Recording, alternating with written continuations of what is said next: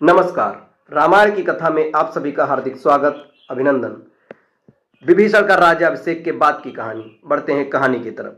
अपने समक्ष सीता को विनय पूर्वक नतमस्तक खड़ा देख रामचंद्र जी बोले, भद्रे, रावण से तुम्हें मुक्त कर के मैंने स्वयं के ऊपर लंक के लगे कलंक को अब धो डाला है। शत्रु जनित अपमान और शत्रु दोनों ही एक साथ मैंने नष्ट कर डाला है। इस समय अपनी प्रतिज्ञा को पूरी करके मैं उसके भार से मुक्त हो गया हूं। युद्ध का यन परीक्षण मैंने तुम्हें पाने के लिए नहीं किया है, बल्कि वह केवल सदाचार की रक्षा और फैले हुए अपवाद का निराकरण करने के लिए किया है। तुम्हारे चरित्र में संदेह का अवसर उपस्थित है, इसलिए आज तुम मुझे अत्यंत अप्रिय जान पड़ रही हो। अतः हे जनक कुमारी, मैं तुम्हें अनुमति प्रदान करता हूं कि तुम्हारी जहां इच्छा हो चली जाओ। रावण तुम्हें अपनी गोद में उठाकर ले गया और तुम पर अपनी दूसरी दृष्टि डाल चुका है। ऐसी दशा में मैं फिर तुम्हें कैसे ग्रहण कर सकता हूं? मेरे यह निश्चित विचार है।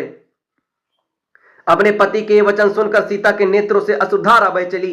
वह बोली, वीर, आप ऐसी अनुचित कटु बातें सुना रहे हैं जो निम्न श्रेणी का पुरुष भी अपनी निम्न कोटि की स्त्री से कहते समय संकोच करता है। आज आप मुझ पर ही नहीं, समुचित स्त्री जाति के चरित्र पर संदेह कर रहे हैं। रावण के शरीर से जो मेरे शरीर का स्पर्श हुआ है, उसमें मेरी व्यवस्था ही कारण थी, मेरी इच्छा नहीं। जहां आपने मेरी खोज लेने के लिए लंका में हनुमान को भेजा था, उसी समय आपने मुझे क्यों नहीं त्याग दिया? इतना कहते कहते सीता का कंठ अवरुद्ध हो गया। फिर वे लक्ष्मण से बोली, सुमित्रानंदन, मेरे लिए चिता तैयार कर दो। मैं मिथ्या कलंक से कलंकित होकर जीवित नहीं रहना चाहती। मेरे स्वामी ने भरी सभा में मेरा परित्याग कर दिया है, इसलिए अग्नि ही प्रवेश के लिए मेरा उचित मार्ग है। लक्ष्मण ने दुखी होकर श्री राम की ओर देखा और उनका स्पष्ट संकेत पाकर उन्होंने चिता तैयार की। श्री राम की प्रलयकाली मुद्रा देखकर कोई भी उन्हें समझाने का साहस न कर सका। सीता ने चिता की परिक्रमा करके और राम देवताओं तथा ब्राह्मणों को प्रणाम करते हुए कहते हुए चिता में प्रवेश किया। यदि मेरा हृदय कभी एक क्षण के लिए भी श्री रघुनाथ जी से दूर न हुआ हो, तो संपूर्ण संसार के साक्षी अग्निदेव मेरी रक्षा करें। वैदेही के अग्नि में प्रवेश करते ही देख सभी उपस्थित वानर और राक्षस हाहाकार करने लगे।